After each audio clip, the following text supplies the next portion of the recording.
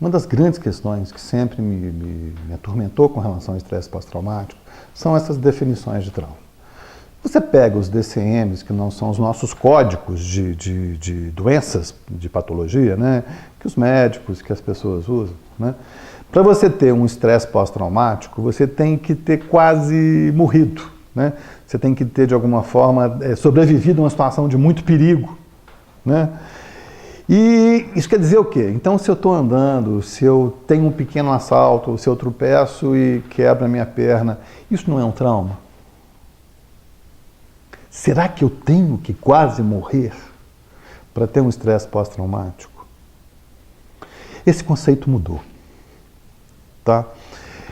Existem os novos teóricos de estresse pós-traumático. Você tem, de alguma forma, o Van der Kolk, né? Você tem o Robert Scare, que é um americano fantástico, né? Você tem o próprio Levine, da experiência somática, que é um cara muito bacana enquanto teórico do estresse pós-traumático. E eu, de alguma forma, eu acredito no que eles falam, tá? Todos vêm numa mesma convergência, né? O trauma, ele se faz a partir de memórias procedimentais. Como é que isso funciona? Tá? Quando você tem uma situação de perigo, né? Você tem uma situação onde você está correndo algum perigo, a gente aciona um mecanismo biológico. Tá? Nós todos temos dentro de nós alguns mecanismos biológicos de sobrevivência. Nós humanos, nós temos um mecanismo muito interessante que é, eu tento uma avaliação cortical diante da situação de perigo. Eu busco empatia, por exemplo, se a pessoa me permite, um assaltante me permite, eu posso virar para ele, se ele não é muito agressivo, e falo assim, posso pegar só o chip, pegar os meus contatos, mas leva o meu celular. Né? Histórias de velhinhas que vão ser assaltadas e falam assim, meu filho, sua mãe sabe que você está assaltando os outros e elas não são assaltadas. Tá? Isso é empatia. Se isso não funciona, aí eu uso o que todos os animais usam, que é lutar, fugir e congelar. Se ele me permite, eu luto ou fujo. Agora, se ele não permite, se ele é muito agressivo, o que eu faço? Eu congelo. Eu congelo de tal forma que ele fique menos agressivo. E a gente sabe hoje, tá? O Levine fala isso, o Scare fala isso, eu falo muito disso, né? O próprio Van der Kolk fala que essas memórias procedimentais que fazem o estresse pós-traumático, né, se fazem a partir desse momento de congelamento. Quando eu congelo, eu faço uma memória procedimental. E aí, o grande impasse da terapia do trauma é justamente isso. Como é que eu trabalho com essa memória que não tem palavras?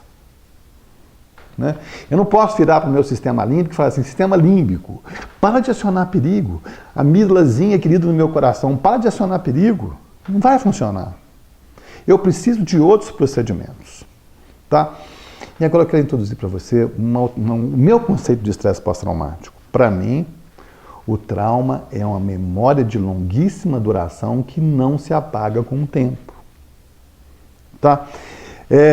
Você é capaz de lembrar o que você almoçou hoje ou o que você não almoçou hoje, né? Mas você não é capaz de lembrar o que você almoçou um ano atrás. Mas você é capaz de se lembrar daquilo que você viveu, né, há 30 anos atrás com muitos detalhes. Tá? Por que essa memória não se apaga como aquilo que eu almocei há um ano atrás? Né? Essa, para mim, é a grande questão do estresse pós-traumático. Por quê? Porque a gente tem, durante a situação de trauma, uma produção muito grande de noradrenalina, né? Que é o neurohormônio de lutar e fugir. É assim que o cérebro trabalha essa questão de medo. Né? Ele não fala assim, tenha medo, ele aciona a adrenalina e eu de alguma forma, aciono lutar e fugir. Quanto mais noradrenalina eu produzo, mais eu potencializo uma memória traumática. Por que ela não se apaga? Porque tem os gatilhos. Toda vez que eu vejo alguém de boné branco, se eu fui assaltado por boné branco, qualquer coisa que me lembre do trauma faz com que eu acione de novo noradrenalina. Né? Aí o trauma não se apaga, ele fica eterno, ad eterno. Pode passar 90 anos que você vai lembrar da mesma forma. É preciso novas ferramentas. Né? A gente tem trabalhado com um conceito muito bacana ultimamente na terapia do trauma, que é um conceito de ressignificação química. É como se eu tivesse que fazer uma outra memória do bem junto com essa memória do trauma, junto com essa memória do mal, que é um conceito interessantíssimo. né, que a gente tem trabalhado. Então, para mim, o trauma é uma memória de longuíssima duração que, de alguma forma, não se apaga com o tempo.